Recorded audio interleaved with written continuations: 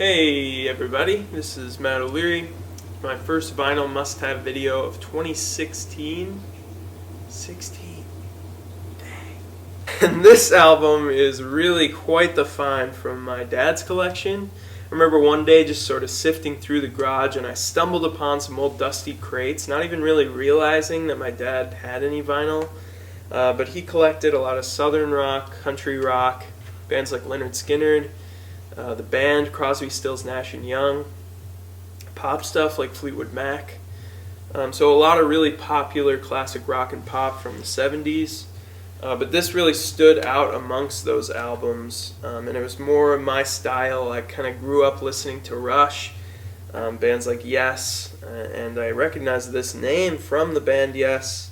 It's Jon Anderson with his first solo album, Elias of Sun Hillow. Calling this just progressive rock, a term that's really overused in general, is really doing it a disservice, I think, just because of how much ground this album covers. It takes all the sort of ambient, otherworldly Eastern scales and Eastern-inspired sounds of Yes and just takes it to another level. The band Yes decided to take a break from their extensive touring in about 1975, and all the members kind of wanted to explore their own solo interests and get away from the dynamic of the band, which happens pretty frequently in bands. So this is one of 5 solo albums released by the Yes members between 75 and 76. This one came out in 76. It's by far my favorite of those.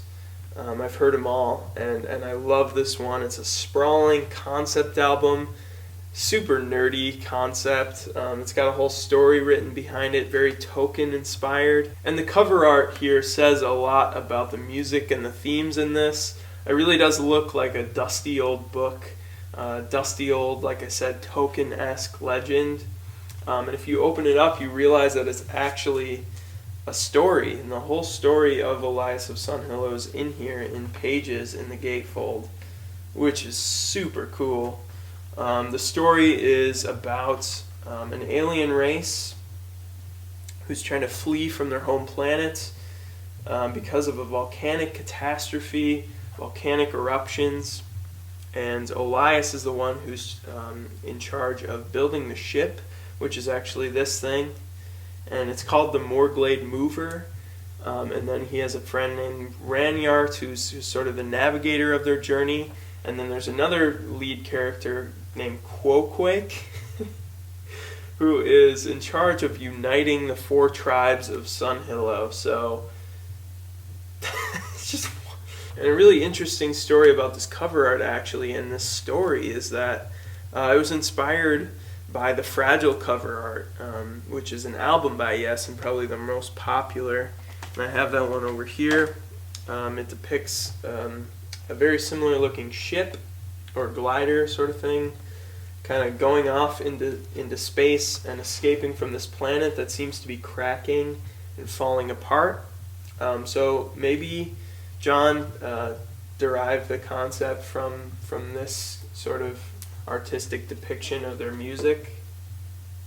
I'm not sure, but it's an interesting tie between the 2 albums, both of which I adore. The color scheme in this cover and this whole package, these earth tones, brown, green, yellow, really, represent the idea that John's trying to get across, which is kind of an out there idea, very 70s, that music is sort of has a spiritual nature, and music is a thing, the energy source that kind of binds all living things together in the universe. And in this story, the way it's written, music is the energy that gives them, the power to build the ship, to escape, and also to unite as people with many differences.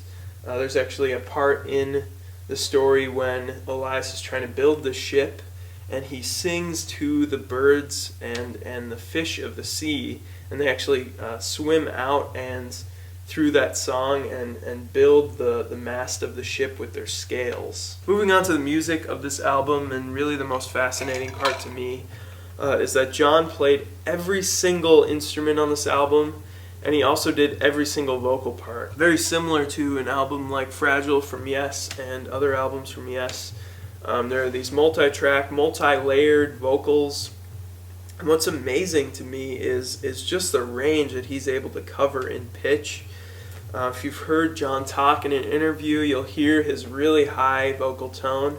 When he's doing his normal narration in the story, singing, you'll hear the Northern English accent kind of come through. Also, he's singing the language, the foreign language of these alien people in sort of a different accent, and just the probably 3 or 4 octaves he's covering vocally in this album. It's really a picture of a musician that was absolutely at the top of his game. The opener, Ocean Song, sets this epic stage with a chiming and very slow melody in front of these drones of ambient and eastern sitar strums. Then this very western traditional choral vocal line breaks into this ambience and leads into the most astounding and triumphant track, Sound Out the Galleon. Layer upon layer of John's really bright vocal timbre cascade over each other, creating this really warm and chipper sound. And really there's just so much that he accomplishes in this short 3 minutes and 34 seconds in kind of setting up the imagery and the overall storyline.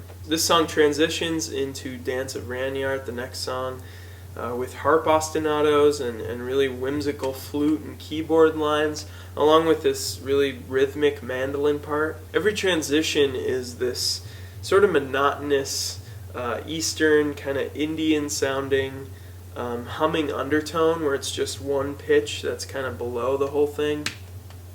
And at least in the West, this gives off the impression of this alien, sort of mysterious and strange quality. So the reason that this is a must-have on vinyl, for one, you're not going to get this experience, this tactile experience with any other format. To be able to open this album, this gatefold, to flip the pages, to read the story, to read the lyrics as you're listening.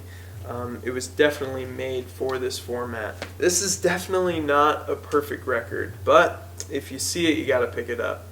Especially if you're into this genre, this style, and this kind of era of music. So thank you so much for watching. Please comment, like, and subscribe to this channel. If you're interested in seeing more vinyl related stuff, I do post a lot on my Instagram, which is Matt O'Leary Music. It's also linked in the description box below. So thanks again.